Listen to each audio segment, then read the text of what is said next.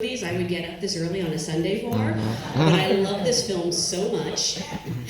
Thank you. I had nothing to do with it, but I love it. At this time, please join me in welcoming some of the artists who make up this wonderful on-screen family. I want to start with a four-time Emmy nominee for his work on Unbreakable, Kimmy Schmidt. Please welcome Titus Burgess.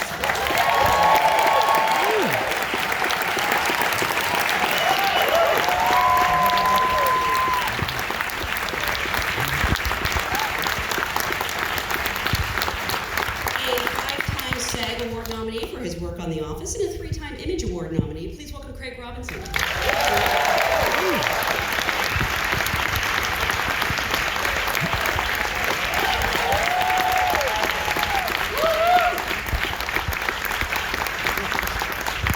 This is, for me, the discovery of the year. She is so phenomenal as Lady Reed. She is a Tony nominee for her work in Ghost the Musical. Please welcome Davine Joy Randolph.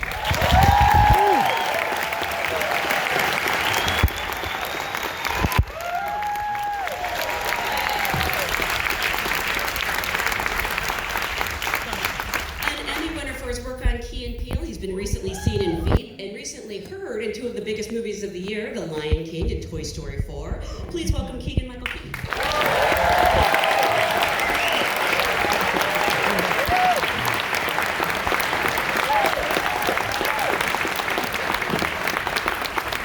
I love his performance in this movie so much. I know directors like this. He's an actor who, talk about range, you've seen him in everything from Blade to Jungle Fever to the Expendable movies, Wesley Snipes.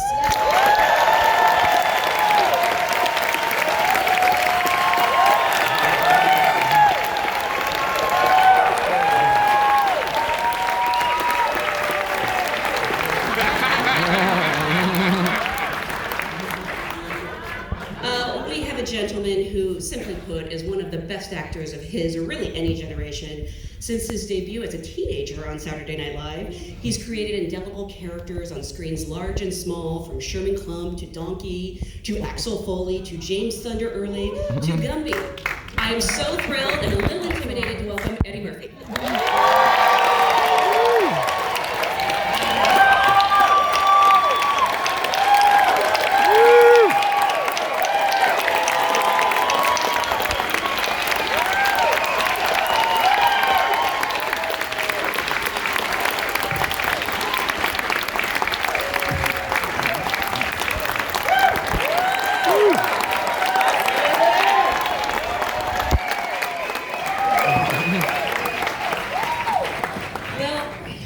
We're out of time now.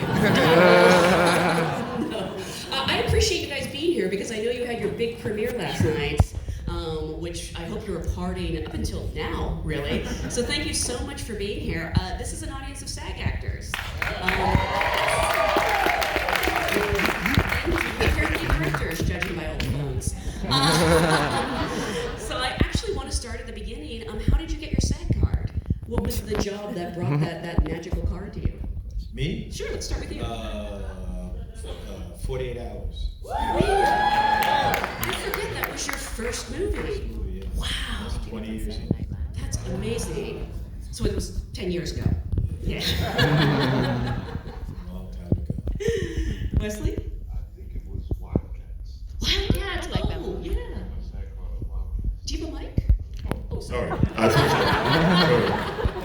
I'll project now. It's actor. Well, I think it was Wildcats. That drama. Keegan? It was a commercial. It was a local commercial in Detroit, Michigan. Wow. In my hometown. It's television. I thought it was after it was television. But you do commercials, you can get the SAG card. Oh, Yeah.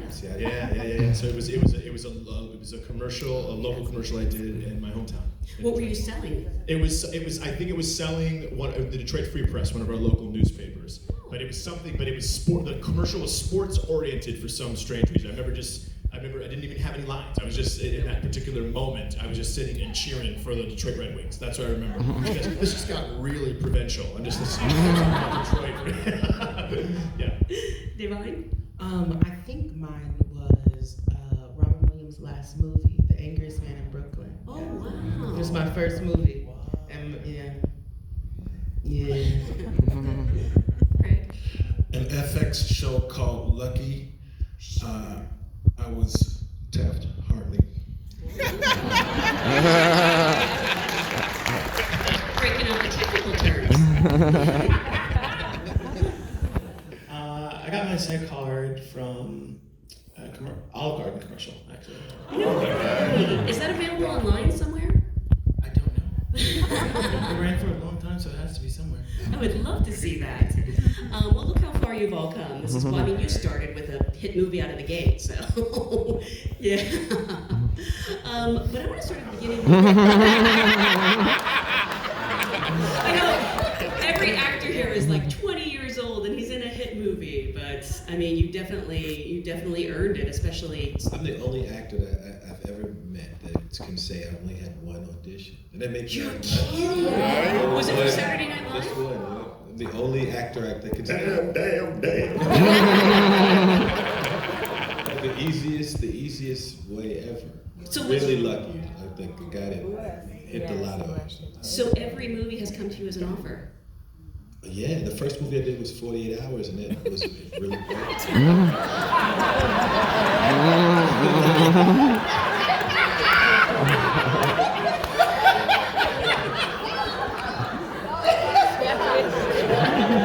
I've had a charmed run.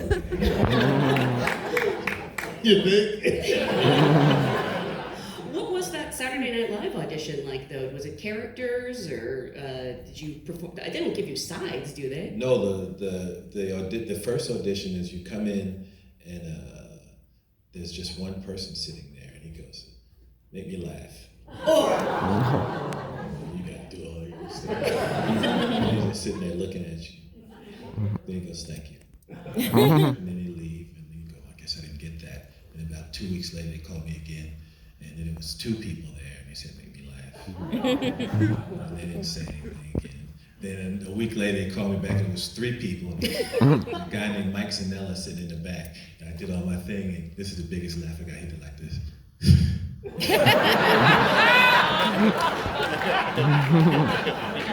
And then they called me and told me I had the show. Wow. I would like to point out that's technically 3 auditions. So Well, it's for the same. Mike's so bitter. Everyone. I've had 3. Those the callbacks count, I guess. I guess, yeah. So I'm going to start at the beginning with Dolemite, because I sort of was familiar. I worked in a video store as a kid, and I remember seeing Rudy Ray Moore's image on these VHS boxes. How familiar were you with his story about the making of the movie with him? Was it Rudy Ray Moore that attracted you to this project, or the story about the making of Dolemite? I was aware of him just being a funny person, and until I got into the business, and I found out how he made his movies once I grew up. My first exposure to him was just, fan like everybody else. Mm-hmm. Yeah. What about the rest of you? Were you familiar with him before this script found its way to you? Yeah, I did. When I was in college, I was about 19 or 20 years old, and I was in an improv troupe. And we had a night at one of our friends' house, it was like a camaraderie night. And we all sat, and somebody had the VHS tape, and they put it in, and we spent the next 2 hours of our lives between 2 expressions. It was either, or it was, what the fuck is going on? Everybody just was just this all night long. Yeah. And through the preceding, the following, subsequent 20 years, I've become such a fan of the films, and I've seen all the films, yeah. And do you still have that reaction? Yeah, I do. No, this is the reaction now. So if Divine was a person who had never seen a Rudy Ray Moore film, the second you hit play on the DVD, I spend the next 2 hours going like this. I just want to watch them watch the movie, because you've never seen anything like it in your life, and I love watching people try to categorize it. And what of the myriad boxes can I try to fit this experience that I'm having into? So there's always something new to learn from a Rudy Ray Moore film. What about the rest of you? Were you familiar with him? I wasn't. I'm gonna be honest. Yup, me too. No, I didn't. But I was talking to my dad, and I was like, "Yeah, I got this audition for Domino." And my dad's like, "The pizza," and I was like, "No, like Domino and Lady Red," and getting it all wrong. And he was like, "Dolemite, Lady Red, don't ever disrespect the job." And I was like, "Oh, my bad." And so, on Amazon Prime, shout out to Amazon Prime, they have a collection called Brown Sugar. And so I went on there, and it has like all of just like the nostalgic black cinema in the 70s and 60s and 50s, but it had all of his stuff. And so I then just binge watched it all. Wow. Yeah. Anyone else? I saw as a kid, like I must have been 10 years old or something, and I just remember seeing a scene of Dolemite was in bed with this white lady, and her husband came home, and she was like, "He made me do it," and then he ran out naked, tumbled down a cliff or something. It was like, very impactful as a 10-year-old.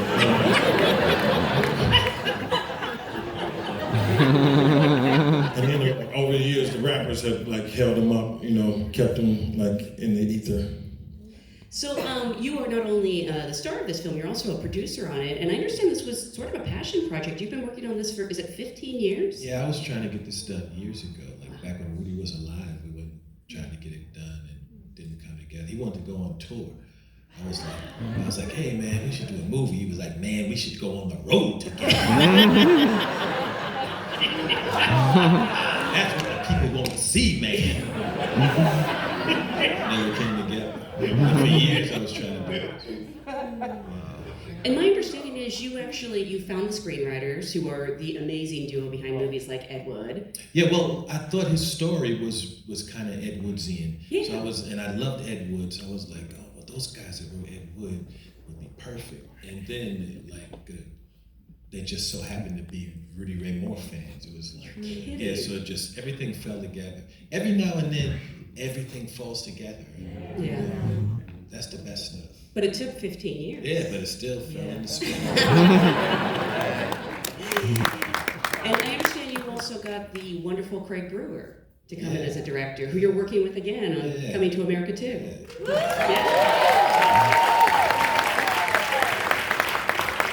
So once this was finally happening, where did you even begin rounding out this amazing ensemble? And for the actors, when the project came to you, was it an immediate yes because it's Eddie Murphy and Craig Brewer, or were you drawn in by your characters?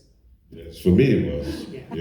I think Eddie and Craig had a conversation about me playing a role, and Craig and I ended up going to dinners at some restaurant out here, I think in California it was. And he told me what these guys thought of, and I was like, "What do I got to do to be down?" And everything worked out. Wow. Yeah. And was it kind of fun to get to play a director? I don't know if I know he's based on a real person, but also are you A drawn? lot of directors we know, and a lot of actors who really want to be directors. Yeah. Yes. I love it. Keegan? It's a precursor to the type of director I will be in the future.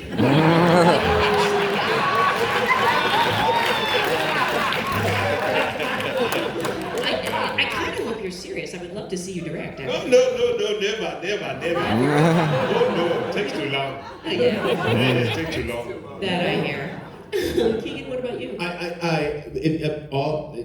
For me, two words.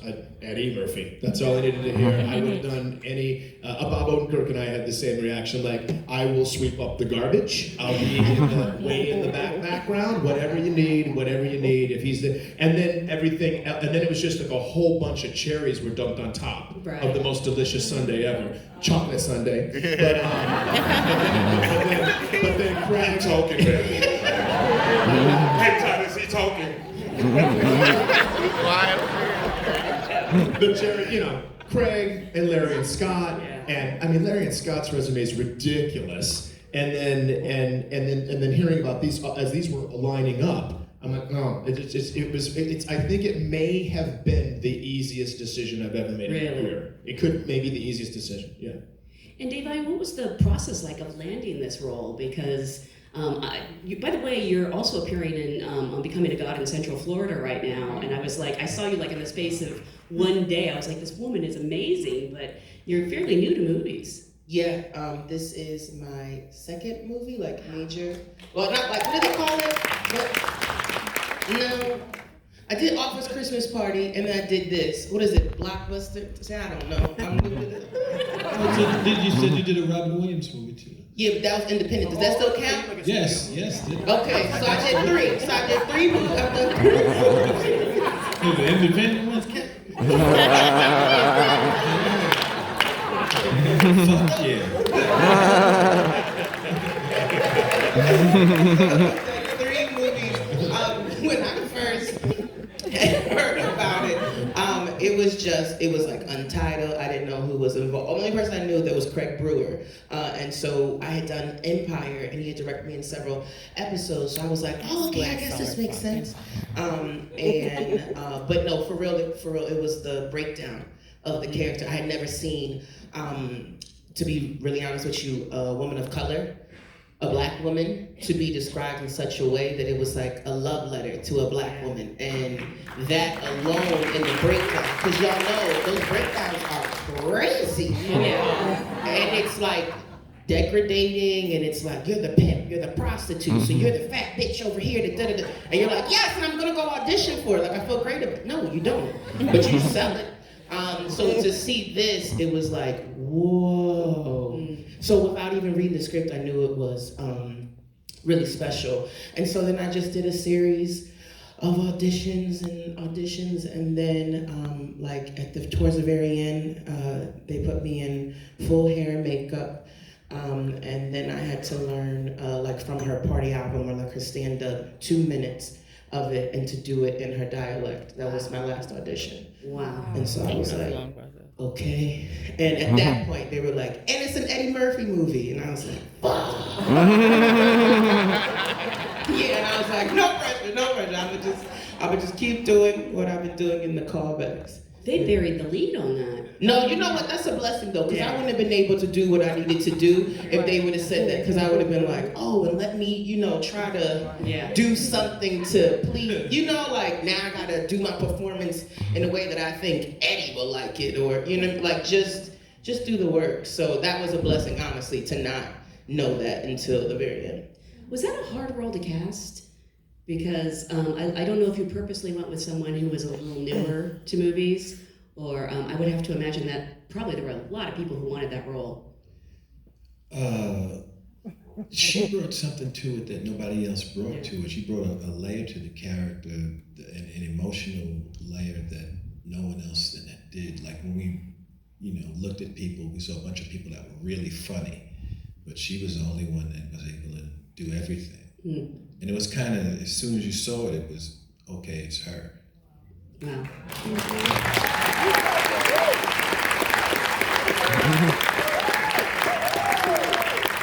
Okay, cue. I turned it down, and then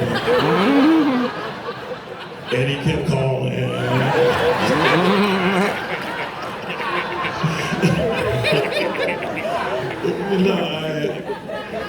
I'm much like everybody else. I met with Craig Brewer, and then we talked, and then I auditioned.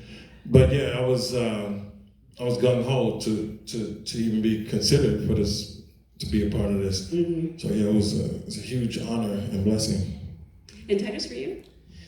Craig Brewer and I Skyped. Oh.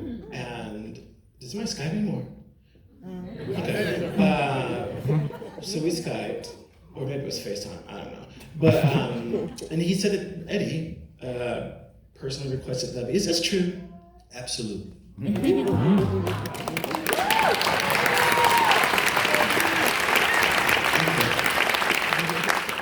So, and I don't know, I think I haven't took a breath since, and I don't know, we talked about tonality, and we mined for as much material as we could on Tony, and last night actually I got to meet his best friend, which was just kind of, the whole night was wild. Last night was awesome. And so yeah, I was obviously on board as soon as I heard that. And I knew who Dolemite was. I didn't know much about Rudy Ray Moore or the behind the scenes, and that he brought all of his friends with him. I didn't know about that, but I stuck and watched the movies with my cousins when I was younger. So you requested Titus. Were you familiar with his work from Kimmy Schmidt, or? Yeah, I had seen him do different stuff, and I was like, man, that guy is funny. I was like, he's perfect for this guy. Wow. Isn't that, look at that face, yes. And he's an amazing singer too, Joe. Oh my God, believe me, yeah. I mean, I was kind of hoping he might demonstrate. Woo! On the spot. Drop $15. Here for Dolemite. Which has a theme song. I'll try that. I think every actor, I don't want to say that Rudy Ray Moore was a bad actor. I think he was green when he made his first movie. But I think every actor knows how hard it is. There's such a fine line when you're portraying someone. You know, a lot of people can act well, but you're walking this fine balance of playing a guy who kind of didn't know what he was doing. How did you sort of find that balance between not laughing at him, but, you know, showing that he was new and, you know, finding things out as he went along? Yeah, it wasn't hard. It kind of like, because I was a big fan of his, and I was always laughing with him. Yeah. You know, I was never laughing at him. I was always laughing with him. So it was kind of easy to find that balance. And, you know, he's a real person as well. Like Rudy Ray Moore's screen persona is, you know, that's nobody is who they are on screen. Yeah. You know, so he was a real person, so it was kind of easy to, and I had met him, so it was easy to kind of put it all together. Were any of you able to meet your on-screen counterparts or people who knew him? You mentioned you got to meet someone after the movie was done. I got to meet Jerry Jones' daughter yesterday, and his grandson. I met his daughter. Yeah, so I met his daughter and her husband and the sons, and thankfully I had been told that they had seen the movie prior to the premiere and that they enjoyed it. And so, because if I had not known that yesterday, but it's